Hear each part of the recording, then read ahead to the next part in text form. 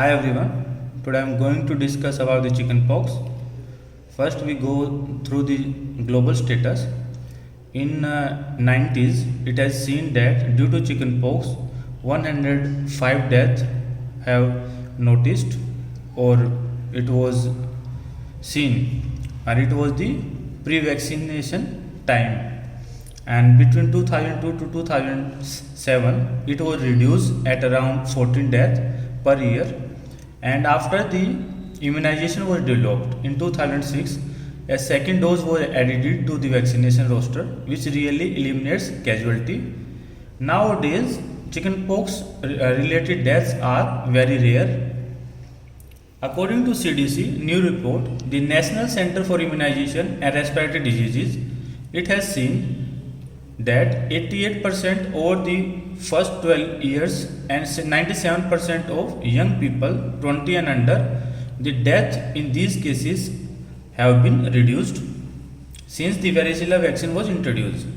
Chickenpox, as we all know, also known as the varicella, because it is caused by the varicella zoster virus. It is dermo and neurotrophic. It is spread by aerosol route by the droplet method. The condition begins as an infection of the nasopharynx. Disease in children is usually well tolerated. It is more severe in adults, pregnant women, and the immunocompromised. Pneumonitis can be fatal. It is more likely in smokers, pregnant women, and the immunocompromised. And the incubation period is around 12 to 21 days, after which a vesicular eruption begins. Now, I will discuss about the characteristics of races in the varicella zoster. It is symmetrical, first appear on the trunk, then it will spread to the lower limbs and upper limbs. Axilla is also affected, predominantly appear on the flexor surfaces. Often on mucosal surfaces first, followed by rapid dissemination in the centripetal distribution, means most dense on trunk and sparse on limbs. New lesions occur every 2 to 4 days, each crop associated with fever. The rash progresses from small pink macules, papules, vesicles, and pustules. These are the stages of the rashes in the chickenpox. It is seen that hallmark of chickenpox rashes, we compare it with the dewdrop on rose petals. In first picture, it is the macules. Macule we can define as the spot on skin, or we can say the flat spot on skin. It is lighter and darker than the surrounding skin. Second is the papules. It is little raised rash on skin, like the eczema, psoriasis. It is the vesicles filled with the fluid, and later on it converts into the pustules filled with the dead WBC cells, and then these crusts and separates. Infectivity lasts until crusts separate due to intense itch. Secondary bacterial infection from scratching is the most common complication of primary chickenpox.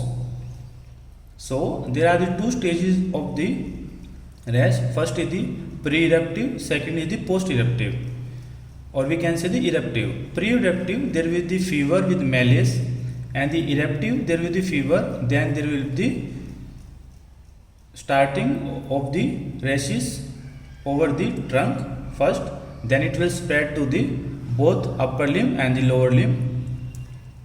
Self-limiting cerebral ataxia may rarely occur in 7 to 10 days after recovery from the rash. Maternal infection in early pregnancy carries a 3% risk of neonatal damage, and disease within 5 days of delivery can lead to severe neonatal varicella.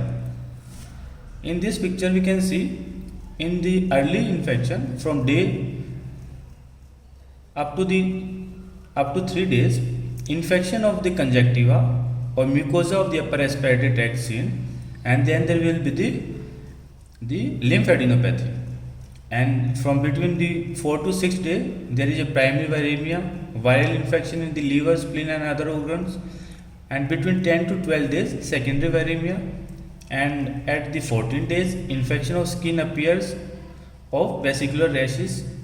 After there is this scraping or scab formation, the infectivity of chickenpox is disappears. Means chickenpox is no longer contagious. Complication: it can develop pneumonia, hepatitis, encephalitis, carditis, orchitis, arthritis, and hemorrhages. Diagnosis: it will basically this is clinically obvious from the classical appearance of the rash. As we know, there are stages of rash: macules, papules, vesicle, and the pustules. Then there will be the scab formation over the red base. On the basis of the characteristic of rash, we can say patient is suffering from the chickenpox. Apart from this, we can use the aspiration of vesicular fluid. PCR can be done to confirm the diagnosis. Serological examination for the antibodies.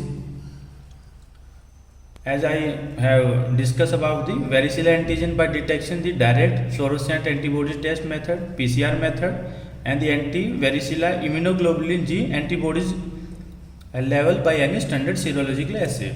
Control: how can we control? First we detect, then we do the isolation of cases for about a week after onset of rash. Disinfection of articles used by the chickenpox patient, and the articles soiled by throat and nose discharges. Prevention: varicella zoster immunoglobulin indicated for use in highly susceptible varicella zoster vaccine, or we can say exposed, immunocompromised, or the immunosuppressed population. Varicella zoster immunoglobulin is recommended to be administered within 72 hours of exposure. It is the administration is of the intramuscular by the intramuscular route. Varicella zoster vaccine, it is a live attenuated vaccine recommended for active immunization. Single dose for healthy children between the age 12 to 18 month, and this second dose is in a 4 to 8 week interval in susceptible person older than 13 years. The effectiveness of vaccine wanes over time, ranging from 97% in the first year after vaccination to 84% at 8 years post vaccination. Thank you.